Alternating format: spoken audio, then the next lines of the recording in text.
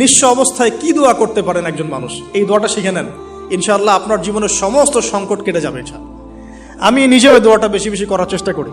দোয়াটা হচ্ছে, মুসা আলাইহিস সালাম একটা গাছের নিচে হেলান দিয়ে বসলেন, বসে দেখলেন দুইজন মেয়ে দাঁড়িয়ে আছে দূরে, পানি নিতে পারছে না, লোকজন পানি নিয়ে যাচ্ছে, ওরা দাঁড়িয়ে আছে বেচারি। মুসা আলাইহিস সালাম গিয়ে বললেন, কি সমস্যা আপনাদের? এটা নিয়ে আপনারা আবার মেয়েদের সাথে কথা বলার চেষ্টা করেন না, ঠিক আছে? তো মাহারাম গায়রা মাহারাম মেনে চলে। তারা বললেন যে আমাদের বাবা অনেক বৃদ্ধ মানুষ, আমরা পানি নিতে পারি না যতক্ষণ না আমাদের কম পানি নিয়ে চলে যায়।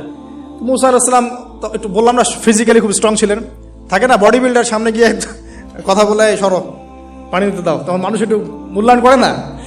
তো মুসা আলাইহিস সালাম এভাবে পানি নিয়ে দিলেন এবং বাছুরদেরকে পানি পান করালেন, করিয়ে গাছের নিচে এসে বসে আছেন।